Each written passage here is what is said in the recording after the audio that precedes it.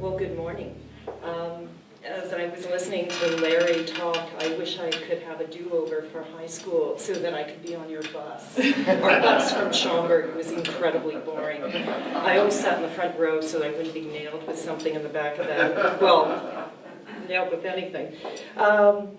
Anyway, I'm absolutely delighted that I get to introduce my dear friend, Dorothy Engelman. In the 4 years that Dorothy and I were here together, I didn't really know her. Rather, I knew of her. I knew of her first through the rumors. And all the rumors turned out to be true. She is American.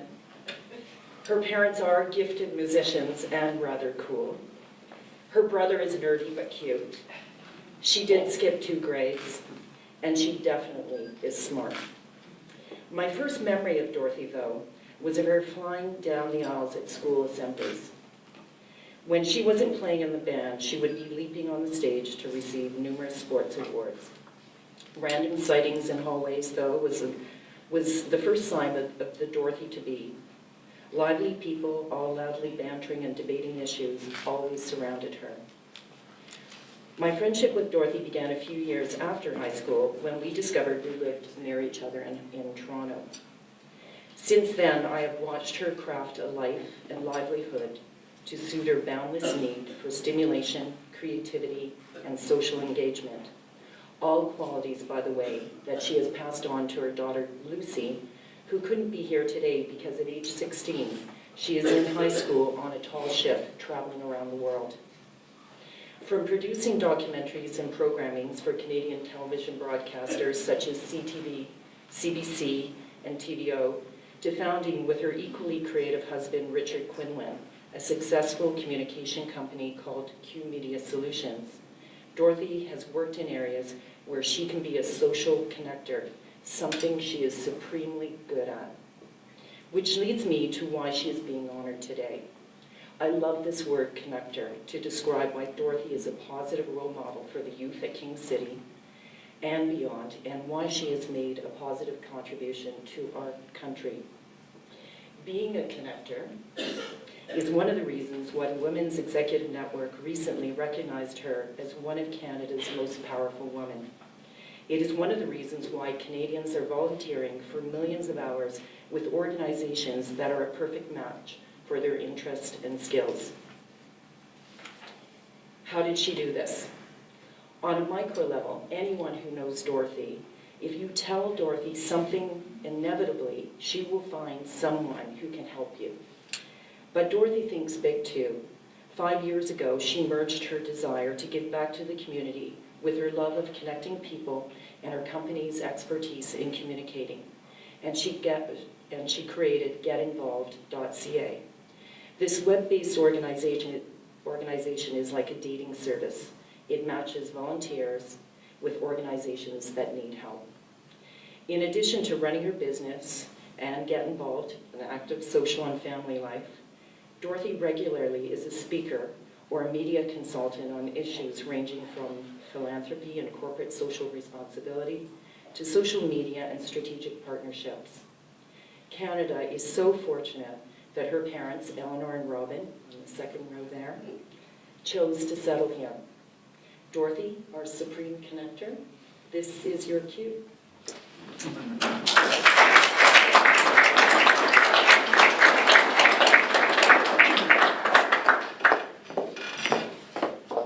Communicator, connector, I'm not so sure, but I'm going to try to say all the things that are whirling through my mind. I must say that yesterday I got to spend half the day here talking to students, and my experience of talking to those students, of course, brought back all these memories of my days here.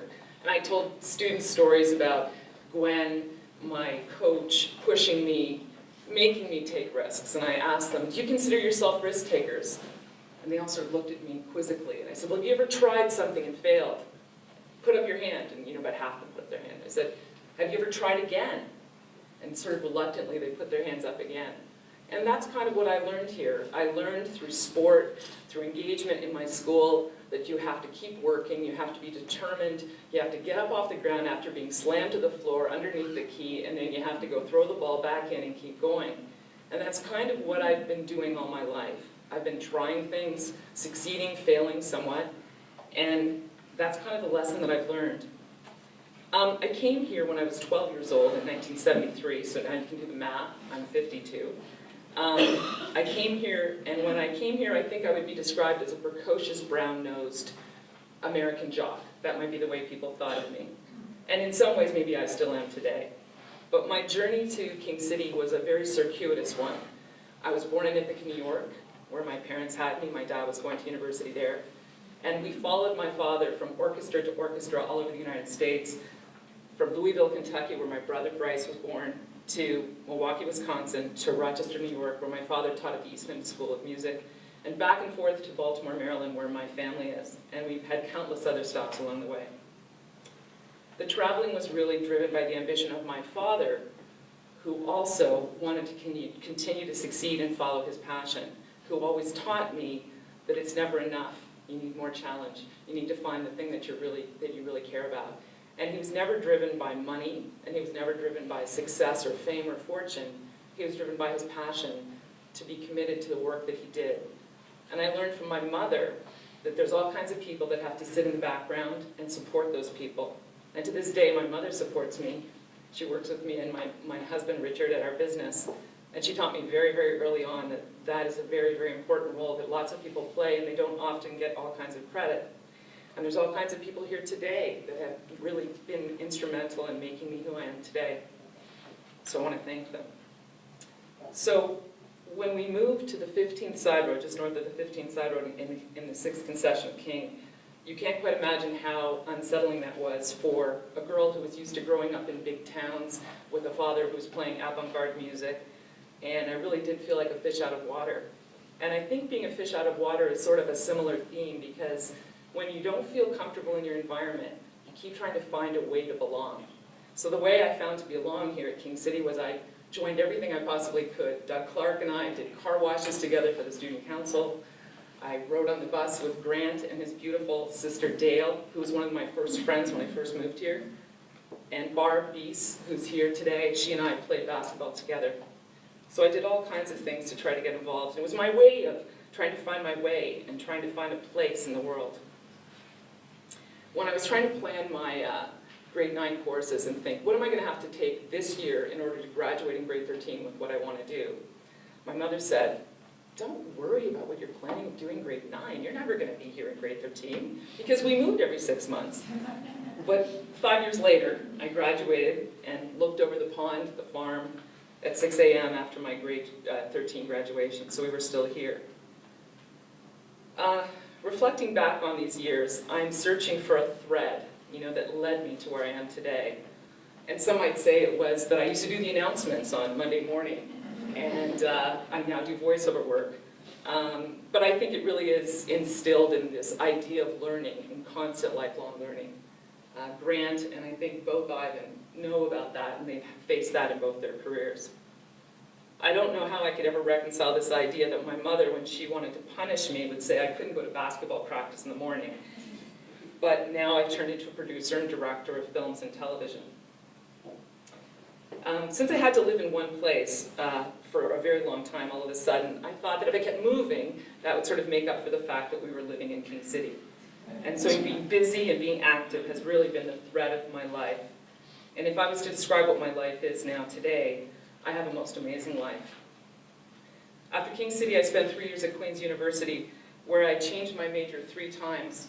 And just like Grant, I thought, I'm going to do phys ed. I'm going to do phys ed, and then I'm going to maybe go to law school. But then I was on the phone with my mother, and I was telling her excitedly about this course that I was taking in film studies. She said, why don't you go to film school instead of law school? And those are the kind of parents that I had, people that could sense my passion for what I was engaged with and who encouraged me along the way. I had to get out to work very quickly. I didn't actually finish my 4th year. I finished at the end of 3 years. And I moved to Toronto, and I was very lucky. I landed a job at the age of 20 with one of the great giants of Canadian television, Jack McGaw, who started W5, and I worked with on a show called Live It Up, which I think probably some of the people here are old enough to remember. It was a really fun time, and I became a storyteller, a filmmaker, and a television producer. And I traveled in the 1990s to Japan for CTV to cover the explosion of Kaizen and the success of Toyota.